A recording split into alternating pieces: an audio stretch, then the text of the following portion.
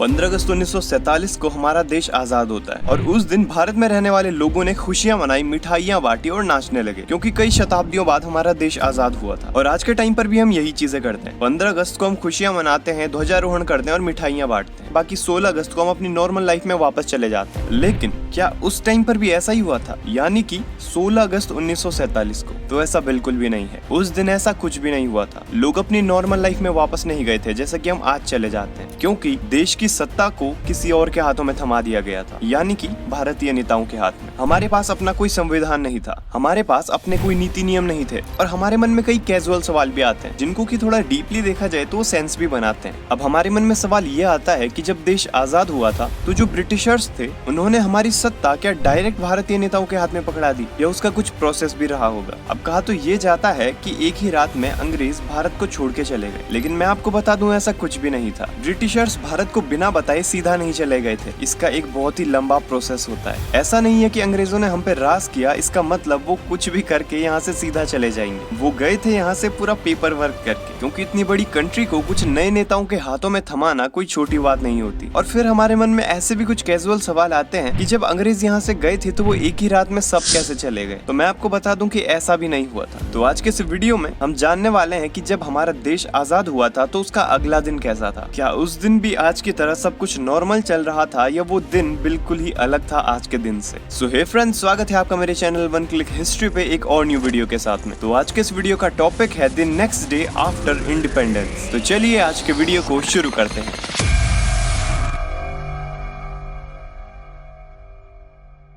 जब अंग्रेज भारत को छोड़कर वापस गए तो जो सत्ता को ट्रांसफर करने का काम था वो कंप्लीट हो चुका था, जिसमें कि कुछ मेन पॉइंट्स भी हैं, उनके बारे में थोड़ा सा जानते हैं। जिनमें कि पहला पॉइंट है द माउंटबेटन प्लान। तो जो लॉर्ड लुइस माउंटबेटन थे उनको भारत और पाकिस्तान के विभाजन की देखरेख करने के लिए नियुक्त किया गया था। तो माउंटबेटन एक प्लान तैयार करते हैं जिसको कि 3 जून 1947 को अनाउंस किया गया। इस प्लान में भारत और पाकिस्तान को अलग किया गया और उन्हें आजाद करने के तरीके तय किए गए। फिर आता है इंडिपेंडेंस एक्ट 1947, जिस एक्ट को ब्रिटिश पार्लियामेंट ने पास किया था। इस एक्ट के थ्रू भारत को आजादी दी गई थी और भारत की सत्ता को ब्रिटिशर्स के हाथ से इंडियन नेताओं के हाथों में दिया गया था। देन फिर आता है ट्रांसफर ऑफ पावर। 15 अगस्त 1947 को माउंटबेटन ने अपने ऑफिस से भारत की लीडरशिप को छोड़ा और स्वतंत्र भारत के पहले प्रधानमंत्री पंडित जवाहरलाल नेहरू को शपथ दिलाई गई। और ये जो पूरा प्रोसेस था इसमें ब्रिटिश सरकार ने भारतीय नेताओं को पूरा सपोर्ट दिया और भारत की सत्ता को पीसफुली ट्रांसफर किया ताकि भारतीय लीडर्स भारत देश को अच्छे से चला पाए। तो अब आपको ये बात तो क्लियर हो गई होगी कि जब अंग्रेज भारत को छोड़ के गए तो वो सीधा रातों रात नहीं भाग गए थे। उन्होंने पूरा पेपर वर्क किया और भारत की सरकार को भारतीय नेताओं के हाथ में ट्रांसफर किया, वो भी इंडिपेंडेंस एक्ट 1947 के थ्रू। तो अब आगे हम इस बारे में जानेंगे कि आने वाला टाइम भारत के लिए कैसा था, यानी कि जब ब्रिटिश गवर्नमेंट ने भारत के ऊपर से अपनी लीडरशिप हटाई उसके बाद भारत के क्या हाल रहे थे, या फिर कह सकते हैं कि उसके बाद देश कैसे चला था। अब छोटा सा कंफ्यूजन ये भी क्रिएट होता है कि जब 15 अगस्त 1947 को भारत देश आजाद हुआ तो उसके बाद डायरेक्टली सीधा पंडित जवाहरलाल नेहरू को प्रधानमंत्री कैसे बना दिया गया? वो लोग कौन थे जिनके हाथ में सत्ता को थमाया गया? वैसे बात तो सोचने वाली है। अगर रातों रात देश आजाद हुआ तो उसके बाद एक ही रात में सत्ता कैसे चुन ली गई कि सत्ता किसके हाथ में थमाई जाएगी, प्रधानमंत्री कौन बनेगा? तो ऐसा बिल्कुल भी नहीं है। भारतीय नेताओं ने पहले से ही अंतरिम सरकार बना के रखी थी जिसमें कि पंडित जवाहरलाल नेहरू को प्रधानमंत्री बनाया गया और ये सरकार 1946 में ही बनाकर कंप्लीट तैयार कर दी गई थी। अब इसमें आप बोलोगे कि अंतरिम सरकार ये क्या होता है? तो अंतरिम सरकार वो सरकार होती है जो कि एक अनस्टेबल सरकार होती है एक स्टेबल सरकार के आने तक। एक स्टेबल सरकार के आने तक इस सरकार के हाथ में कंट्रोल थमाया जाता है, तो इसको अंतरिम सरकार कहते हैं। तो अब वापस उसी पॉइंट पे आते हैं कि भारत के आजाद होने के बाद आने वाला टाइम भारत के लिए कैसा था। तो देश के आजाद होने के बाद सबसे पहले ध्यान दिया गया प्रशासनिक ढांचे, केंद्र सरकार और राज्य सरकार पर। भारतीय सरकार ने नए नए मंत्रालय बनाए और नए नए विभाग बनाए जिनका काम था अलग अलग क्षेत्रों में अलग अलग नीति नियमों को लागू करना। और साथ ही साथ केंद्र सरकार के साथ राज्य सरकार भी बनाई गई जिससे कि लोकल एरियाज में भी गवर्नमेंट को सेंट्रलाइज्ड किया गया और लोकल एरियाज की प्रॉब्लम्स को भी सॉल्व किया गया। देन फिर स्टेबल किया गया प्रशासनिक सेवा और पुलिस सेवा को। भारतीय प्रशासनिक सेवा और भारतीय पुलिस सेवा का गठन किया जाता है जिससे कि प्रशासनिक और कानूनन व्यवस्था में आसानी हो सके। फिर बात आती है भारतीय संविधान की। सन 1947 में ही भारतीय संविधान की रूपरेखा बनानी स्टार्ट कर दी गई थी और उसके बाद 1950 में इसे लागू भी कर दिया गया था। लेकिन उस टाइम पीरियड के बीच में जो अंतरिम सरकार थी उन्होंने अपने नीति नियम बनाए जिससे कि देश अच्छे तरीके से चल सके। लेकिन उसके बाद जो सबसे बड़ी प्रॉब्लम देखने के लिए मिली थी